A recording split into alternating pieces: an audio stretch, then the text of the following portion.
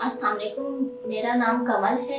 आज मैं आपको अपनी कहानी बताना चाहती हूँ। 2015 में मैं जो है जॉब पर जाती थी। हमारे पड़ोस में जो रहते थे लड़के ने मुझसे शादी की ऑफ़र की कि मैं शादी करना चाहता हूँ आपसे। मैंने उनको मना कर दिया। मैंने कहा मैं शादी नहीं करना चाहती। फिर भी वो मेरे पीछे 2 साल तक लगा रहा। बार बार मेरे इनकार करने पे एक बार मैं जॉब पर जा रही थी सुबह के टाइम अपनी छोटी बहन के साथ। हम स्टॉप पर खड़े हुए थे तो वो लड़का वहाँ आया। उसने मुझसे शादी के लिए कहा। मैंने उसको मना कर दिया। मैंने कहा मैं शादी नहीं करना चाहती हूँ। तो उसने जो है वहाँ पर मेरे पे एसिड फेंक दिया। 16 डेज ऑफ एक्टिविज्म दुनिया भर में मनाया जाने वाला एक मौका है जो 25 नवंबर को खवातीन के खिलाफ तशद्दुद के खात्मे से शुरू होकर 10 दिसंबर इंसानी हुकूक के आलमी दिन पर खत्म होता है। इन 16 दिनों में मुख्तलिफ आलमी इदारे, समाजी कारकुनान और औरतों के हुकूक पर काम करने वाले इदारे मिलकर औरतों के खिलाफ होने वाले मजालिम पर आगाही देते हैं। 187 मुमालिक जिसमें पाकिस्तान भी शामिल है 1991 से इसे मना रहे हैं। 68 ये है पाकिस्तान की खवातीन की औसत उम्र। क्या कभी आपने सोचा है कि इतने सालों में ये किन मुश्किलात से गुजरी हैं? अक़वाम मुत्तहिदा के मुताबिक दुनिया भर में हर 3 में से 1 औरत को जिस्मानी या जिनसी तशद्दुद का सामना करना पड़ता है। एसिड जाने की वजह से मुझे कुछ नज़र नहीं आ रहा था, मेरी आंखों में चला गया था। तो पास में जो लोग खड़े थे उनको मैंने हाथ लगाया तो वो लोग दूर हो गए। हमारे वहाँ हॉस्पिटल है करीब में, वहाँ मैं गई हॉस्पिटल।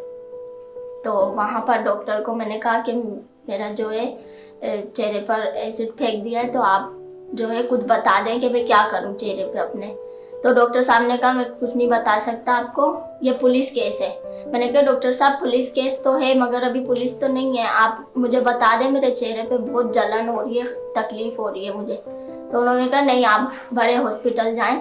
फिर हम सिविल हॉस्पिटल गए। उन्होंने बोला कि हम आपको एडमिट नहीं कर सकते, ये पुलिस केस है, आप FIR कटवाने जाएं। मैं उसी हालत में उसी तकलीफ में जो है वापस थाने गई। वहाँ मैंने FIR कटवाई। उसके बाद दोबारा मैं हॉस्पिटल गई। मेरा केस जो है तकरीबन 5 साल चला। मेरी पेशियाँ लग रही थी, मेरे को जो है कोर्ट बुलाया जाता था। मेरे चेहरे से खून टपक रहा था, खाल गोश्त निकल रहा था, फिर भी मैं जो है जाती थी। वहाँ पूरा दुपट्टे से घूंघट डाल के कोर्ट में बैठी हूँ। वहाँ लोग आते जाते पूछ रहे क्या हो गया इसको, क्या हो गया। एक एक को बता के सारा दिन हो जाता था मुझे कोर्ट में बैठे हुए। बस जज के सामने मुझे ले जाते थे। जज साहब ने मुझसे सवाल किया, हाँ आप पे एसिड फेंका, किसने फेंका? जी इसने फेंका।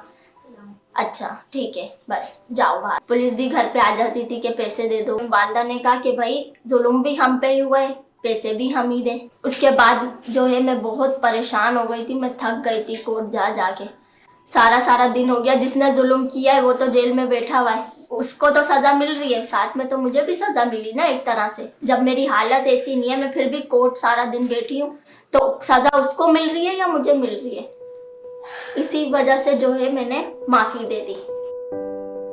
पाकिस्तान में भी हालात मुख्तलिफ नहीं। दर हकीकत पाकिस्तान में होने वाले जराइम का ज्यादा हिस्सा खवातीन के साथ होने वाले जराइम पर मुश्तमिल है। UN और हुकूमत पाकिस्तान की जारी करदा एक मुश्तरका रिपोर्ट के मुताबिक पाकिस्तान की 90% खवातीन किसी न किसी तरह के घरेलू तशद्दुद और 47% जिनसी ज्यादती का शिकार होती हैं। लेकिन सिर्फ 0.4% खवातीन इन वाकयात की रिपोर्ट दर्ज करवाती हैं। इतने तशद्दुद के बावजूद खवातीन अपनी कहानी सुनाने से क्यों डरती हैं?